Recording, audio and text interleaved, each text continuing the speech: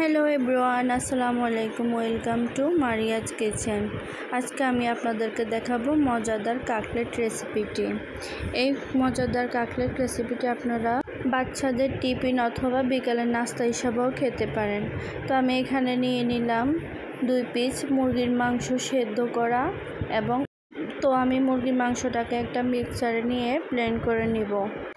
তো আমার মুরগির মাংসটা ব্লেন্ড করা হয়ে গিয়েছে। এখন আমি কাটলেট তৈরির জন্য সবগুলো উপকরণ এটার সাথে মিক্স করব। তো আমি প্রথমে দিয়ে দিলাম সেদ্ধ করা আলুটি, তারপর দিয়ে দিলাম হাফ কাপ পরিমাণের মতো পেঁয়াজ কুচি, এরপর দিয়ে দিব কাঁচামরিচ কুচি, এরপর দিয়ে দিচ্ছি 1 চা চামচের মতো জিরার গুঁড়া, 1 চা চামচ ধনিয়ার গুঁড়া, 1 চা চামচ কর্নফ্লাওয়ার। এখন আমি দিয়ে দিচ্ছি 1 চা চামচের মতো রসুন বাটা, 1 চা চামচ আদা বাটা। এখানে আমি একটি ম্যাগি মশলা ইউজ করব। আপনারা ইচ্ছা করলে এটা স্কিপ করতে পারেন, এটা অপশনাল। এখন আমি এই সবগুলো উপকরণ একসাথে ভালো করে মিশিয়ে নেব। এটার সাথে এখন আমি একটি ডিম অ্যাড করব। ডিমটা দেওয়ার পর আমি আবারও সবগুলো উপকরণ একসাথে ভালো করে মিশিয়ে নেব। তো আমার মেশানো হয়ে গিয়েছে। এখন আমি এগুলোকে কাটলেটের জন্য সুন্দর করে গোল গোল করে সাইজ করে নেব। আপনারা আপনাদের পছন্দ মতো সাইজ করে নিতে পারেন। আমার কাছে কাবাবের মতো এরকম সাইজটাই ভালো লাগে। আমার কাটলেটগুলো প্রায় রেডি হয়ে গিয়েছে।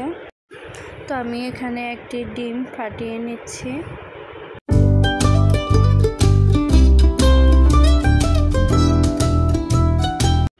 কাটলেটটাকে আমি এখন ফাটিয়ে রাখা ডিমের মধ্যে চুবিয়ে নিব। তারপর এটাকে আমি ব্রেড ক্রামের মধ্যে মিশিয়ে নিব। এই তো সবগুলো আমার তৈরি হয়ে গিয়েছে। এখন আমি ভেজে নিব। তো আমি চুলায় একটি প্যান বসিয়ে দিলাম। এরপর এক এক করে সবগুলো কাটলেট দিয়ে দেব। কাটলেটগুলো একদম ডুবো তেলে না ভাজলেও হবে, এগুলো যেহেতু আগে থেকে অনেকটাই রান্না করা থাকে।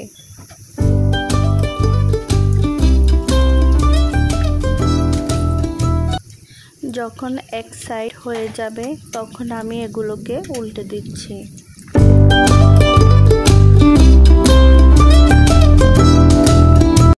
একইভাবে আমি অপোজিট সাইডেও ভেজে নিয়েছি।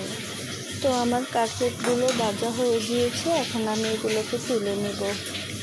তো আমার ভিডিওটি আপনাদের কেমন লেগেছে? যদি ভালো লেগে থাকে অবশ্যই আমার চ্যানেলটি সাবস্ক্রাইব করে রাখবেন এবং কমেন্ট করে জানাবেন। Thank you.